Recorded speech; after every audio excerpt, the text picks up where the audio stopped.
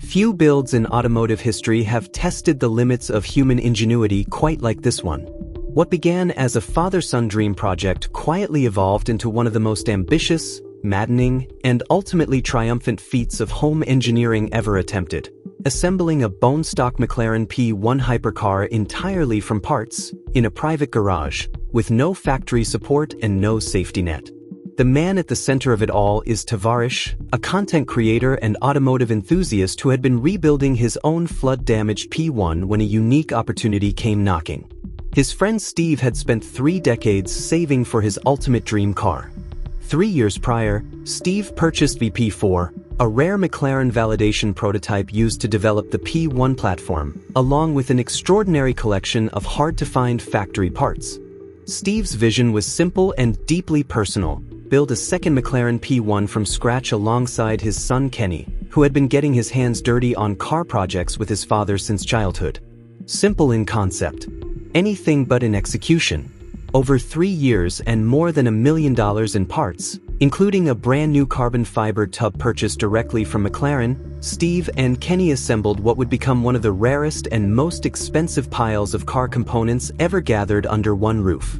A bare McLaren P1 tub, a rebuilt twin-turbocharged hybrid V8 drivetrain, hydraulic suspension accumulators worth $65,000 a set, silicon carbide brakes costing $100,000, a second-generation high-voltage battery priced at $200,000, and countless smaller pieces sourced from donor cars, junkyards, and McLaren's own back catalog.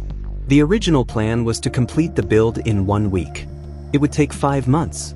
To supplement the P1's specific parts they had gathered, the team stripped a donor McLaren MP4-12C, a car that shared much of its architecture with the P1 despite being far cheaper and more common. From it came the HVAC system, front subframe, brake components, and various brackets and fittings that McLaren had used across multiple model lines as a cost-saving measure. The brake master cylinder, for instance, turned out to be sourced directly from a Porsche 911, carrying a Porsche part number with only a few McLaren-specific adapters distinguishing it as a factory P1 component. A new unit from McLaren would cost thousands of dollars. The Porsche equivalent could be found on eBay for around $130. This kind of discovery, that an exotic million-dollar hypercar shares many of its bones with far more accessible machines, became a recurring theme throughout the build. Tavarish was joined by Ivan from Cannonball Garage, who had rebuilt and strengthened the P1's engine, and by Kenny's friend Andrew, who spent weeks ahead of the build creating comprehensive parts lists and organizing tools. A local McLaren P1 technician helped charge the car's complex nitrogen-filled hydraulic accumulators. Carbon fiber specialist Nelson and his team stripped and refinished the bodywork to a gloss finish that, by most accounts, surpassed the factory standard. And Rex, a friend of Tavarish who owned his own P1, drove over 27 hours to deliver a significant portion of his own car's parts, still coated in sand and salt from Tavarish's hurricane damage, to fill gaps in the build. It was, in every sense, a team effort. The technical challenges stacked up quickly. Routing the P1's hydraulic lines, which carry oil, coolant, vacuum, and hydraulic fluid at high pressure throughout the car, required following a specific order and path that McLaren had never published in a format accessible to anyone outside the factory. Tavarish worked from the official service manual and photographs taken during his own P1's disassembly. Midway through routing, he discovered that a brand new McLaren tub had been assembled with 2 rubber hydraulic mount brackets installed in the wrong positions, swapped from where they should have been. He corrected McLaren's mistake at midnight after 16 hours of work, using a heat gun, razor blades, and 2-part epoxy. The wiring was similarly unforgiving.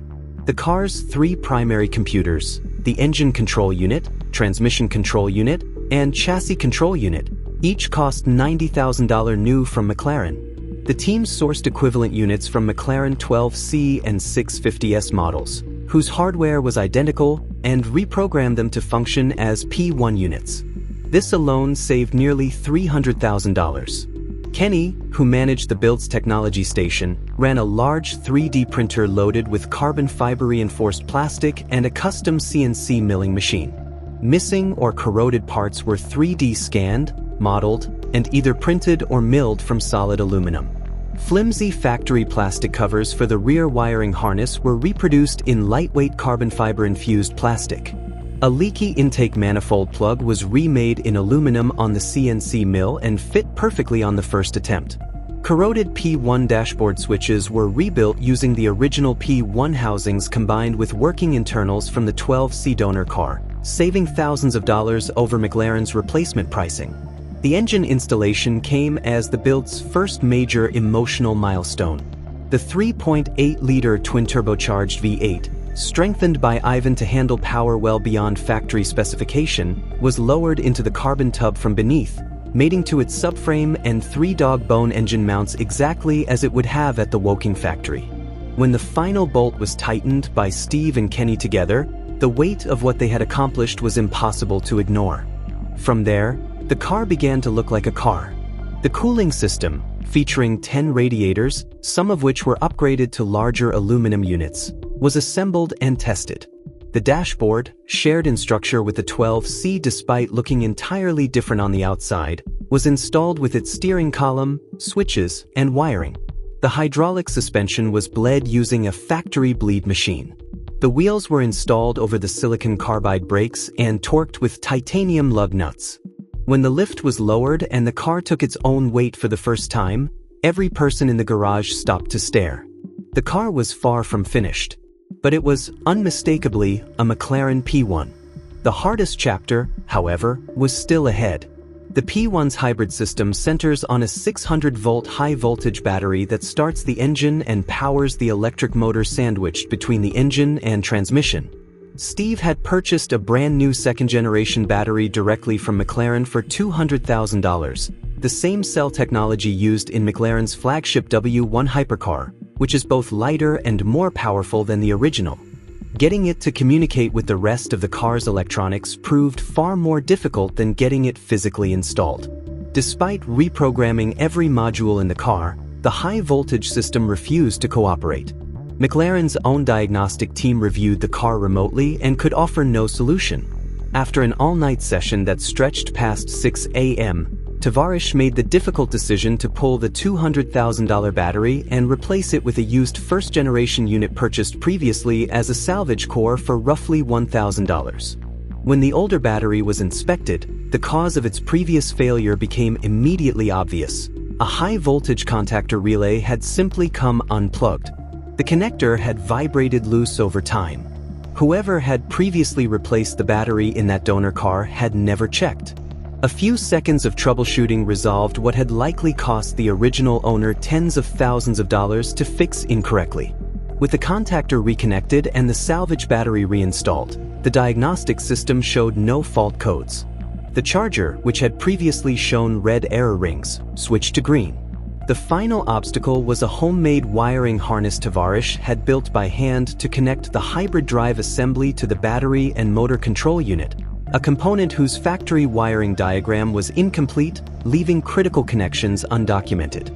Tavarish spent hours reverse engineering the circuit using the OEM schematic, his own photographs, and a continuity tester, ultimately fabricating a harness from scratch using aftermarket connector housings and hand-crimped pins. When the engine was first cranked, the electric motor turned, but in the wrong direction. Ivan identified the problem immediately. After recalibrating the motor's position sensor, clearing error codes once more, and filling the tank with 5 gallons of fresh premium fuel, the team gathered around the car for the attempt that none of them were entirely sure would work. Kenny pressed the start button. The engine cranked, caught, and fired. In a private garage in Denver, Colorado, a McLaren P1, built entirely from parts, by a small team of determined enthusiasts, with no factory floor, no specialized assembly jigs, and no official sanction from McLaren, ran under its own power for the first time in history. What had been planned as a 7-day sprint had stretched into 5 months of all-nighters, cross-country parts deliveries, reverse-engineered wiring diagrams, and hard-won lessons about what it actually takes to build one of the most complex cars ever produced. Tavarish returned to Denver 6 times. Countless parts were shipped, fabricated, or improvised. McLaren itself had expressed doubt that it could be done.